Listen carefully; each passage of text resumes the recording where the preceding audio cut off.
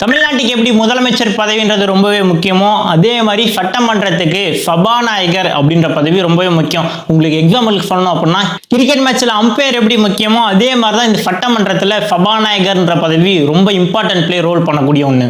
நாளை மறுநாள் நடக்கக்கூடிய இந்த சபாநாயகர் தேர்தல் அப்படின்றது ஏன் ரொம்ப முக்கியம் அப்படின்னா சட்டமன்றத்தில் நடுவர், அதாவது இவர் தான் வந்து அம்பையர். நான் ஆல்ரெடி சொன்ன மாதிரி கிரிக்கெட் மேட்ச்ல எப்படி நடுவரோ அதே மாதிரி சட்டமன்றத்தில் இவர் தான் நடுவராக செயல்படுவார். இவர் வந்து ஆளுங்கட்சிக்கும் ஆதரவாக இருக்க மாட்டார், எதிர்கட்சிக்கும் ஆதரவாக இருக்க மாட்டார்.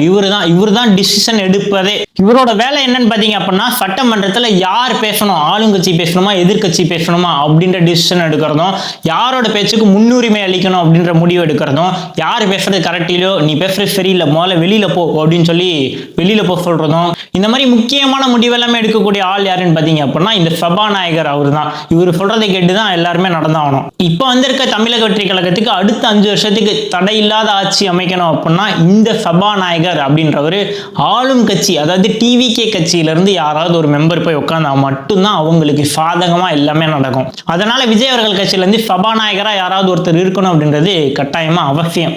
இப்போ விஜய் அவர்கள் என்கிட்ட தான் 108 பேர் இருக்காங்க, நான் என்ன சொல்றேனோ நான் யாரை சொல்றேனோ அவங்க தான் சபாநாயகராக உட்காருவாங்க அப்படின்னு சொல்லி முடிவெடுப்பாரா, இல்லை ஒருவேளை இவங்க ஆட்சிக்கு வரக்கு காரணமா இருந்த கூட்டணி கட்சிகள்ல இருந்து யாராவது ஒருத்தர் போய் சபாநாயகராக உட்காருவாங்களா அப்படின்றது தான் ஒரு விஜய் அவர்கள் எடுக்கக்கூடிய ஒரு முடிவில் வந்து ஒரு சிக்கலான விஷயம். வழக்கமா சபாநாயகர் தேர்தல் அப்படின்றது நடந்தது அப்படின்னா ஏடிஎம்கேல இருந்து ஒருத்தரும் டிஎம்கேல இருந்து ஒருத்தர் அப்படின்ற மாதிரி யாராவது ஒருத்தர் வந்து முக்கியமானவங்க வந்து சபாநாயகராக நிற்பாங்க. எம்எல்ஏக்கள் எல்லாமே ஆதரவு தெரிவித்து அந்த நடுநிலையான ஆள் யாருன்ற மாதிரி தேர்ந்தெடுப்பாங்க.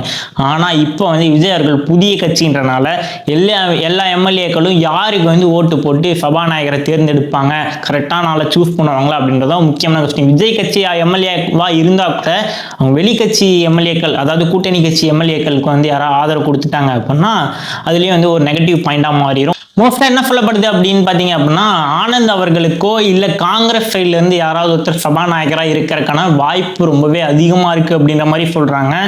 இந்த முடிவை பொறுத்து தான் வந்து அடுத்த தமிழக வெற்றி கழகம் வந்து எந்த அளவுக்கு 5 வருஷம் ஸ்ட்ராங்கா ஆட்சி அமைக்க போகுது அப்படின்றது அவங்க இருக்க போகுது. ஆக மொத்தத்துல சிம்பிளா சொல்ல போனா முதலமைச்சரா பதவி ஏற்றது அப்படின்றது வந்து டாஸ் போட்டு காயினை ஜெயிச்சு மேட்ச் நம்ம பக்கம் திருப்பின மாதிரி தான்.